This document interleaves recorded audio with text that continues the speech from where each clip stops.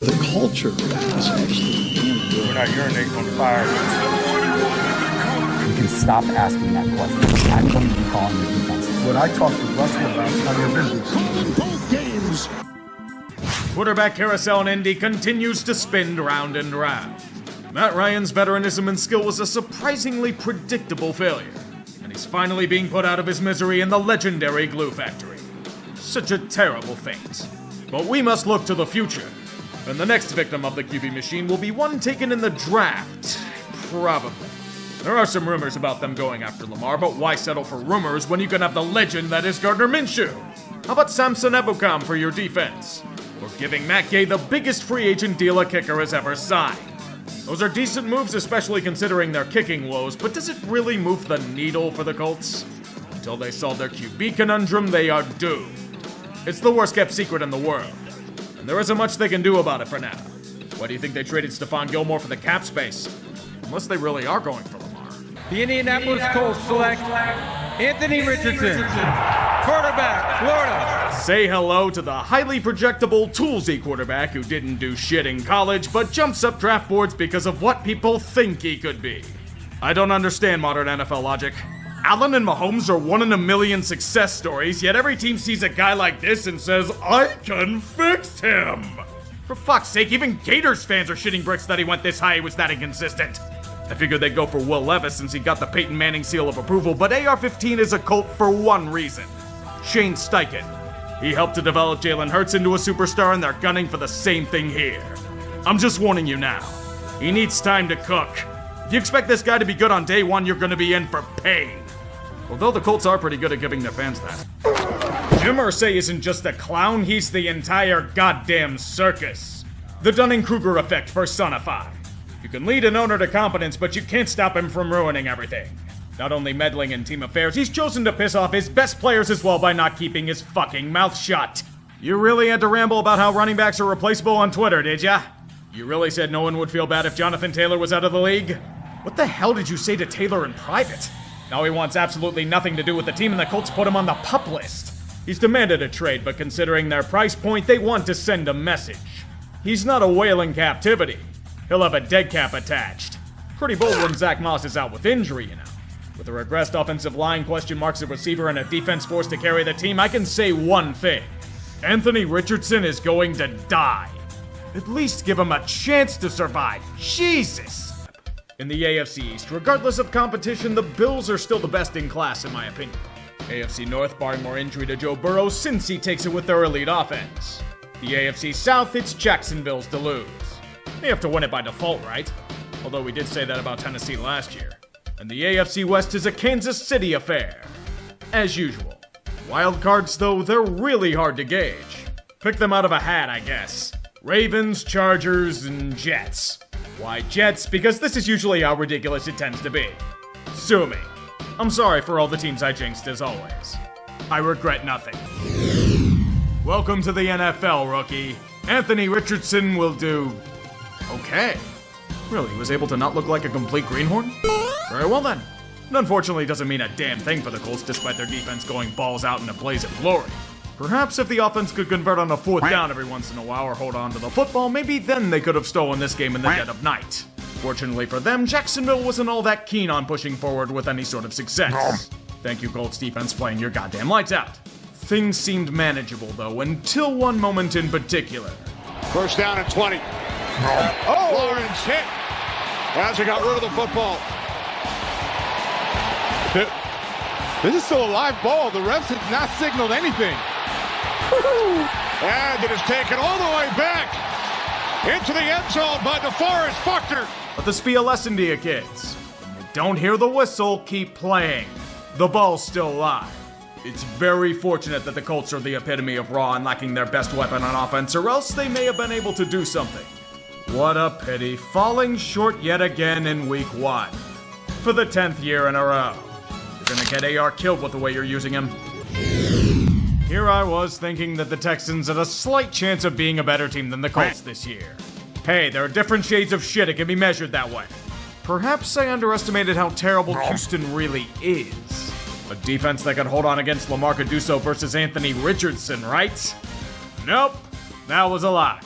diced on the ground again and again and again. Even as AR was knocked out due to a concussion, the misery did not end. Gardner Minshew picked up the slack. CJ Stroud is being sentenced to die behind whatever this O-line is. It's a miracle he threw for as many yards as he did. At this rate, the correct comparison is 2002 David Carr. The whole city died on repeat. I saw more fight on the goddamn concourse than out of the Texans. I'd call a few of those brawlers up for the practice squad. It couldn't be any worse than being outmatched by the Colts of all teams. Ugly, ugly football. Conditions that epitomize the mess on display on both teams in this sordid display. The same tropical storm that's raining down on New York is being dealt with here. And apparently that means the Ravens must suffer being watered down. If you guess that they'd horrifically play down to competition in these conditions, you get nothing. This is what they pretty much do on regularity. We don't even get the Anthony Richardson versus Lamar sprinting contest in this one. Gardner Minshew and his meme magic get the call today. Not that it matters, since the Ravens kneecap themselves at every conceivable opportunity. Fumbles aplenty, 3 and outs, being unable to stop Zach Moss whenever he rumbles into the second level. Sure, blame some of it on Matt Gay turning into peak Justin Tucker today, but this is ridiculous. Indianapolis shouldn't be anywhere close to this game, spirited effort on their part or not. The game is coming down to the wire. And the Ravens are squeaking by with a 1-point lead like the little squirt that comes out when you sit on the toilet. That's what it feels like here. Indy has the ball at their own goal line, but... oh no, Gardner, what have you done? You pulled an Orlovsky? Don't look into the eyes of hell, Gardner! Gardner! Now up by 3 and getting ball back, the Ravens should win this one, right? Nope, they get chicken shit in their play calling and are forced to punt. At this point, the Ravens are down to their 4th string secondary, so Minshew's able to dice them up pretty easily, and Matt Gay turns into Justin Tucker yet again. Game time. The Ravens still have a chance to pull this off, though.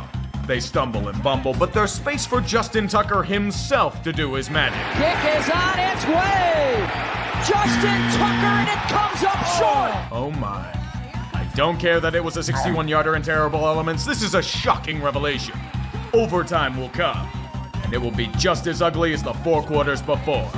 Offensive stagnation aplenty in the mud-soaked trenches, with the Colts turned away by the Ravens' defense in no man's land. This should mean the Ravens escape with a win, right? Right, Baltimore? Jackson, incomplete!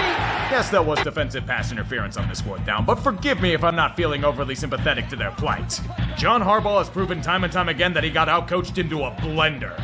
And here comes Matt Gay to deliver the dagger. Snap good, hold good, kick on the way! And he's done it! Indy takes away the game in a Mayflower truck in the middle of the night. This game should have been won by the Ravens at least 15 times over, yet they pissed it away in a drunken bender by the pier. As desolate and abandoned as the Inner Harbor. And the punishment for failing is even worse. Their injury report. This is a goddamn Pro Bowl roster. It's beginning again. Is your strength and conditioning simply New Age voodoo? For the 3rd year in a row? A tale of 2 Rams teams. The frustrations of a group trying to rebound after last year's disaster unfold on a grand Indianapolis stage. First half is a story of ascension. LA proceeds to flash the ability that made them champions less than 2 years ago. Indy just can't get out of their own way. Or is that just the Rams' defense? Either way, it's a comedy of errors for the Colts to the tune of a 23-0 deficit. Let go of the Jets and cruise for the rest of the game. Cue the turnaround point. Matthew Stafford's health is fleeting for this world. He suffered a hip injury in the game. After this point, the offense can do pretty much jack and shit. Not to mention with a defense that is continually taxed and exhausted, they learned that Indianapolis is a young and hungry team. The Colts will slowly but surely chip away at that deficit under Anthony Richardson's might. They'll flash the talent that made him the 4th overall pick, efficiently dissecting the Rams' defense on several big drives. Not to mention the Rams' offense is hobbled and can't get anything going. AR has a chance to be a hero for the first time in the NFL. Against an outgunned defense, Richardson ascends to what the Colts think he can be. A leader. He's helped them from the brink to tie the game. 23 unanswered points. Not too shabby, but the time has come for overtime. The Rams will get ball first and proceed to never let it go. Death by 1,000 paper cuts. Only in a way that Stafford can. And who better to win it all than the great sensation known as Puka Nacua? 3rd down and 4. Stafford throws. There he is. Nacua to the end zone. Rams win! You got really fucking lucky you were facing the Colts. You faced a team that wasn't trying to rebuild on the fly, you would have had your shit kicked in 10 times over. I'm not congratulating you for this. Get the hell out of my sight. It was a rocky road, but sometimes those have to be traveled to realize a fact of life. You don't know what you have until it isn't there. The Colts have been close in games this year, but something's missing. They lack a safety valve for AR. A bitter months-long standoff has led to a realization. Indy needs Jonathan Taylor. On a lonely Friday night, Jim Irsay takes one of his guitars and an amplifier to the outside of Jonathan's house. He plays a sweet, sentimental serenade begging him to come back. The lyrics are nectar to Taylor's ears. A 3-year deal worth $14 million a season. $26.5 million guaranteed. A good way to start to ask for forgiveness for stiffing him earlier. To Indy's joy, Jonathan says yes. The impasse is over. Glad to see the more logical heads prevailed in this situation. Irsay didn't get in his own way for once, and Taylor got the bag. I'd say everyone wins here. So, Indy, I have a legitimate question. Why did you throw all of that money at Jonathan Taylor if Zach Moss has been running hog wild against defenses over the past few weeks? Don't get me wrong, Taylor is the better running back, but it seems like excess goods. A classic AFC South rivalry game is his return match. And it's an even contest for the most part. Indy and Tennessee are both trying to reload on the fly. And with Anthony Richardson adding new wrinkles to the offense... Welcome back, Gardner Minshew under center. It won't be too much of a downgrade, at least in the throwing department. I do take issue with not taking the damn points before half, however. Just take them. They're free. You never know when you're gonna need them. Fortunately for the Colts, the Titans' offense is very hit or miss depending on who they play. In the second half, they start hitting. They hit a lot. It turns into an offensive showcase for both sides, which is pretty standard stuff for this classic rivalry game. The question is who fucks up first. Both teams are putting up points, but the Colts still have a 4-point lead. In the fourth quarter, Tennessee is pressing near the goal line and has a 4th and 1. The good news, they hand the ball off to Derrick Henry. If they run him out of shotgun to the outside, why neutralize what he's best at? More bad news, the Titans defense can't stop the Colts on a long-ass 7-minute drive. Game finished. Indy played you like a fiddle, Tennessee. I know you boys still think you're competitive, but if you can't beat a young, hungry team like the Colts, you might as well pack it in. Isn't your run defense supposed to be good? This game is somehow for sole possession of the AFC South. Ponder that as you congratulate the Jags on the win. Games in Duval, the Colts have absolutely no chance. For whatever reason, regardless of month or who they throw out there, Indy inexplicably reverts back to a JV team. Is it the humidity? No. Is it a curse involving Mayflower trucks? Is it something else? Gardner Minshew had his chance at revenge. He hadn't thrown a pick all season to this point. Against his old team, he had 3 of them. And the running game had nothing as well. The Jags offense, meanwhile, had a calm, efficient day, which is a much-needed sight for sore eyes. Indianapolis doesn't have this joy. It's their 8th straight loss in Duval. And their new AR toy isn't just broken, he might need season-ending surgery. This franchise really is cursed. No matter what they do, the Colts are forever doomed to be cursed. Pissing generational QBs into the wind has brought them the wrath of the football gods. This year is not to be one where everything implodes on itself, but it must be one of constant teasing and punishments that rival Joe. Deshaun Watson is terrible, but this blessing for Indy was short-lived. He was full thanks to injury. Then he cleared concussion protocol, yet was still on the bench. Yeah, sure it was to protect him. You can say he fucking sucks, it's fine. A game featuring XFL legend PJ Walker should be a relatively easy victory for Indy. However, they forgot one thing. The Browns' defense is fucking incredible. Myles Garrett is out here doing his best Superman impression, bending offensive lines and leaping tall blockers in a single bound to keep Cleveland in the game. Eat your heart out, Joe Woods. Jim Schwartz's men have come to play. Too bad the Browns' offense can't do much of anything. Thanks to some heroic efforts from Uncle Rico Minshew and Jonathan Taylor, it becomes a battle of attrition. Cleveland's defensive curtains suffocating and creating endless opportunities for their own team. And the Colts trying to overcome the power of such a defense in general. It turns into a back-and-forth contest, with 8 lead changes throughout. Dustin Hopkins kicks a field goal to put the Browns up by 2, but unfortunately the defense was allowed one really sloppy play. and let Michael Pittman slip away into hyperspace for a touchdown to retake the lead. Now the pressure's on. Cleveland has one last chance at glory, and they corner the Colts in the red zone. But here's where the curse continues. 47 seconds left. Ninth play of the drive. Walker under pressure. Football is loose. That's a live football. And Indianapolis has it. Buckner. So what's the catch? Illegal contact negating the play. How lovely. Ref ball or not, that's brutal. How the hell do they one up this? Walker from the gun throws. Back of the end zone. Incomplete. Looking for Peoples-Jones. And another flag. This ball is catchable?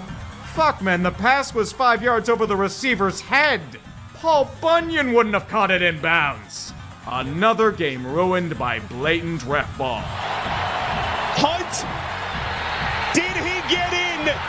Touchdown. Indy got straight up fucked. How wonderful. Cleveland wins another game in spite of themselves thanks to fluke bullshit and high-end talent. Conveniently, the second game in 2 weeks where they benefited from ref ball. They're turning into the Steelers in real time. I'm just so proud of them. They're growing up so fast. I'd like to think that all of Saints Nation is holding Pete Carmichael against his will in a rusty old shack on the bayou. With how the offense performed against the Colts, there's no way that this is the same unit that we've seen over the past few weeks. A Saints team that played up to full potential? Are we in an alternate timeline? Brilliant chemistry between Carr and his receivers, a balanced attack, and over 500 yards of a tremendous bounty. Throwing to the explosiveness of Rashid Shaheed, that's a fantastic idea. The thing is, the Colts did their best to keep up with the assault, but by the end it was intercepted to give New Orleans more life. The Saints pull away on the road and win. And it's a much needed one at the end of the day. It slings them right back into contention for the division that should not exist. And we'll probably be yelling at them for the same offensive ineptitude next week. Indianapolis, in the meantime, is simulating the season equivalent of Charlie Brown kicking the football. Jim Irsay mentioned that the NFL told him they fucked up last week, which means that Rodgers probably going to give him a permanent vacation in a vat of acid. No one one-ups the Shield. No one. One of the worst-kept secrets in football was that Frank Reich really wanted C.J. Stroud as his quarterback. Owner David Tepper allegedly meddled in team affairs and forced them to draft Bryce Young instead. The real secret is that while Stroud has done amazingly in Houston, he probably would have struggled in this shit pile as well. Young's stubborn first-time naked run of Dark Souls will continue on, despite being stuck on the Asylum Demon. Bryce, like many rookie QBs, is trying to do way too much and overthinking everything. He's forcing throws instead of seeing the field. Indianapolis merely had to punish easy mistakes for maximum damage. Bryce threw 3 touchdowns on the day. What incredible chemistry he had with Kenny Moore. Only problem is Kenny isn't on the Panthers. Colts offense didn't even have to do all that much. Bryce was generating production for them. All but a free victory in their book. And they'll take it. I'm under the belief that it's more on the Panthers shit show than Young, but right now, not looking too good. Same goes for that first you gave the Bears for. Good luck on Thursday. Wir haben Deutschland anscheinend das NFL-Äquivalent zum Versailles-Vertrag verpasst. Sie werden durchgehend mit schrecklichem Football verarscht. Zumal erst einmal haben es die Patriots geschafft, sich auch auf einem anderen Kontinent zu blamieren. Ihre Offense verfügt über ähnlich viel Können wie die Weimarer Republik. Man konnte so sehen, wie Mac Jones einen Pass nach dem anderen verkackt, während seine Line es nicht schafft, vor ihm zu blocken und die Receiver jeden Ball fallen lassen. Indianapolis glaubt, dass sich eigentlich nur einen Stuhl zu stoppen und könnte entspannt seine Marshmallows über New Englands brennender Leichte lüften. Dieses Spiel war scheiße. Große und erträglicher Scheiße. Wenn ich den Patriots in der Red Zone so schaue, wünschte ich mir, ich war blind. Befällt der Chipshots und Little Mac, der durchgehend mit einigen der schlechtesten Würfer seiner Karriere von Glasjockey geschlagen würde. Der Mac ist abgekürzt und nur der Genius Store kann noch helfen. Seine Zeit in New England ist vorbei. Sein Klon Bailey Zappi übernahm und brachte es fertig, noch beschissener zu spielen. Ein Fake Spike, der in Triple Coverage geworfen wird? Gott, dieses Team ist erbärmlich. Schießt sie nach Polen ab. Sogar die werden das beleidigend finden. There haven't been many surprises in this NFL season, as order has been the name of the game. However, there's one question many scholars might ask. How the hell do the Indianapolis Colts keep winning? There might be a few reasons. One being their defense. It's doing a fantastic job of holding opponents at bay. And despite Shaquille Leonard's talents being sapped by injuries, they've neutralized most things thrown at them. The easy schedule they have might be an asterisk, but Tampa Bay isn't exactly a slouch of an opponent. Or they aren't in theory. For whatever reason, the Buccaneers just never had a solution for anything Indy threw at them. I will admit they're injured to hell in the secondary, but the whole defense has been sloppy as of late. Any chance to recover to tie will be squandered. Tampa Bay will get it back to one score. The Colts are giving them chances to win. Yet every opportunity turns into a 30-yard gain by Indianapolis on 4th and 1. It's more frustrations to go with the continued frustrations. And it will only go on as Todd Bowles continues to throw his own players under the bus. What's that? Tampa has another chance, you say? Reducing 2-down territory here. Mayfield, football's loose. Who's got it? Indianapolis has recovered. There's a reason why they've lost 6 of 7. Yes, your eyes aren't deceiving you. The Indianapolis Colts have a record over 500. They're currently holding a fucking playoff spot. I can't believe it either. Some good work by Shane Steichen and company. Only if Jim Irsay wasn't an entire circus of scatterbrained takes, I managed to take them seriously. AFC South football is a beast all its own. Despite both teams showing glaring flaws and Indianapolis the stronger team on paper, this game was something else. I wonder if anyone has ingested every illicit drug on the market at once and lived to tell the tale. That experience was probably close to what this offered. The football gods implemented a bunch of cheat codes and turned it into pure chaos. We're talking a quarterback fumble who recovers his own fumble in the second level from a Colts defender that fumbled. We're talking King Henry rumbling in his home court to take a 10-point lead. We're talking Indy making a tremendous push to tie the game, only to be strip-sacked in the red zone. Things are zany enough, but why don't we up this a notch? Titans' special teams need to be nerfed. A blocked punt is one thing. The Colts will return it for a touchdown. Go for 2 to go up by 7? More like a pick 2. A mini hot pocket consumed by Tennessee to reduce the lead to 3. This calls for more special teams failure by the Titans. Payback in the form of a blocked punt. It takes out Ryan Stonehouse for the rest of the game. And also the season. Indy can't do anything with the ball at the goal line, so they're forced to kick a field goal. Begin more chaos. Will Levis punching the ball down the throat of Indianapolis without the services of King Henry, who was wounded in battle. Doing everything he can to will this Titans squad to the end zone come hell or high water. The amazing thing is that he does. Only issue is that Ryan Stonehouse was the placeholder. They missed the extra point to keep it tied. Welcome back, Ryan Tannehill. It turns into a stalemate for the rest of regulation, and neither team can gain ground despite the wounds on both sides. With overtime awaiting, perhaps hope can spring anew. Like all things Tennessee, it's a ruse. They managed to kick a field goal despite their shortcomings, yes. The punishment is that their secondary shits it on a deep pass to Alec Pierce. Now near the goal line, all they can do is await the inevitable. 2nd and goal. Minshew going back that way. End zone. Touchdown. Ball game. This game was the Titans' season in a nutshell. Continually selling due to a combination of elements in and out of their control. When in doubt, fire the special teams coordinator. Don't look now, but the Colts have won 4 in a row. Can't say I necessarily expected this. If they make the playoffs, Shane Steichen should be getting Coach of the Year votes. Who expected this to be for playoff position at the start of the year? Football gods have their way of keeping us on our heels.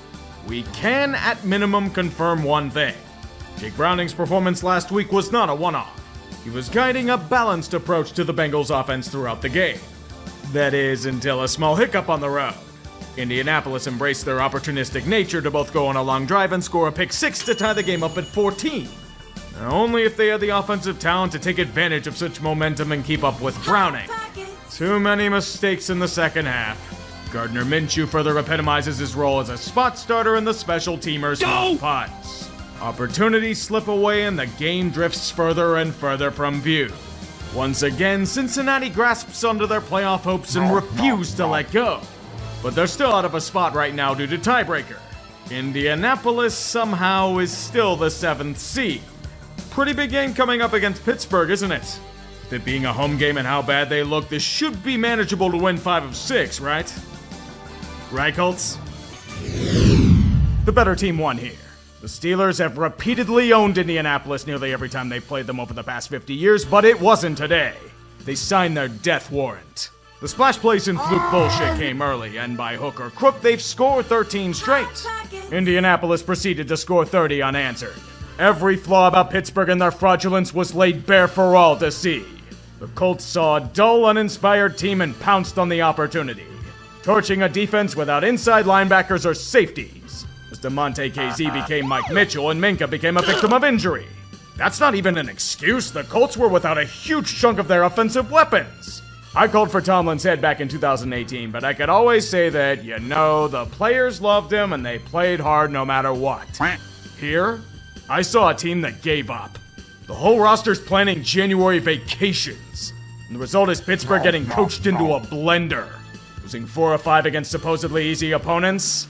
This is a collapse. And the sooner I don't have to see Kiss and Titties be ass or Najee imitating Trent Richardson, the better. Know how bad it is? Mason Rudolph was taken out of the attic and dusted off. Pack it in, the season's over. Well done, Indy. You're that much closer to a playoff berth. May the hopium consume you whole. Speaking of the AFC South, the Colts crashed down to reality hard this week. To be fair, they've been playing way over their heads this season, and I commend the hell out of them for it. However, in Georgia, Indy just fell flat on their faces. It's typical Falcons football. Play like absolute shit against awful teams and in must-win scenarios, then somehow pull off a perfectly executed game plan when the season is all but lost. Finally, Arthur Smith used his logic and benches the absolutely shitty quarterback for a less shitty one. It's like we've been screaming for months. Is Taylor Heineke perfect? Hell no. But Heineke isn't throwing into triple coverage 4 separate times a game. Actually using Bijan Robinson and Kyle Pitts on the offense. Holy shit, it's a goddamn breakthrough. With the defense putting Minshew through hell, it's the Steelers phenomenon. Atlanta won in unbelievably convincing fashion for the first time in ages, and I'm somehow even angrier at them for it. Falcons, fuck you.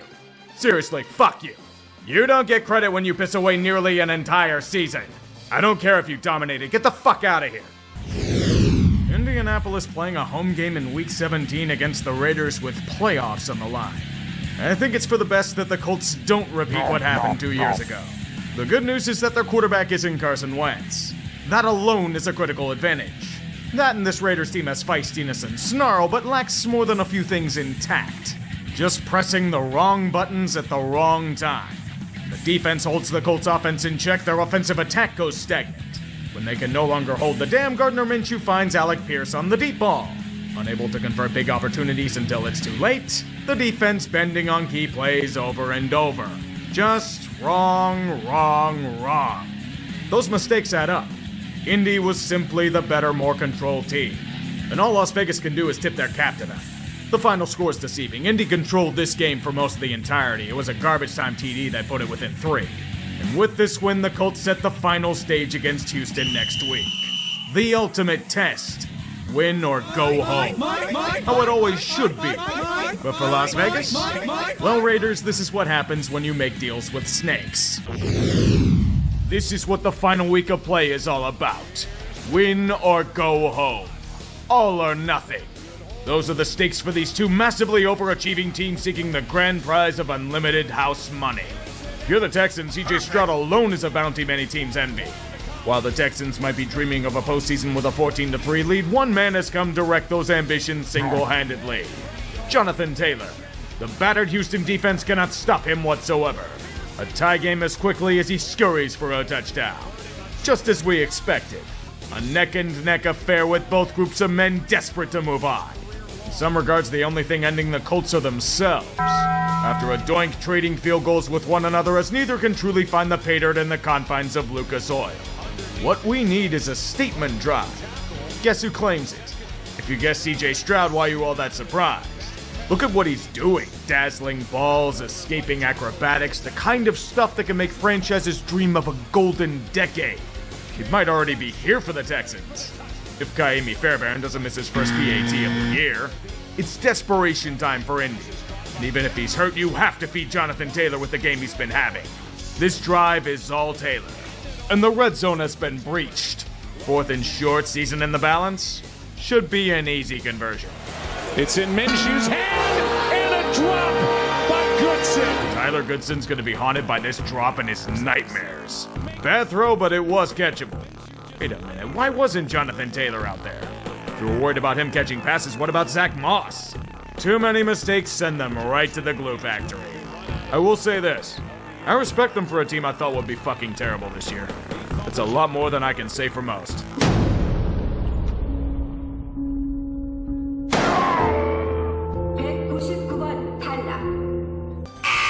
If I were to tell you that the Indianapolis Colts were going to be on the brink of making the playoffs at the start of the year, you'd have either been shitting your pants or jumping for joy. Everyone and their mother expected them to be fucking terrible. And extremely raw quarterback questions at O-line and defense, and Jonathan Taylor's holding out of Irsay's lust for Lolita. This was incredible for them, even if they massively overachieved. Nearly everything went right on the field. Revivals everywhere you look. As long as you ignore Shaq Leonard's ruination by injury, and Anthony Richardson being made of glass. Even if he's unproven, it still hurts. Shows that Shane Steichen did fantastic work with limited resources. Could argue that they only missed the playoffs due to a drop pass by Tyler Goodson and heinous ref ball against Cleveland. Both of those go differently. They host a home playoff game. It ended with a sting, but compared to how awful things looked last year, this is a godsend. Even Irsay got visited by 3 spirits and got JT extended. Now, as long as AR5 develops and the defense shores up, they'll be good. But I mainly wonder about Jim Irsay's impact. Oh shit. It's hard to overcome those kind of demons. I wish him the best of luck in recovery.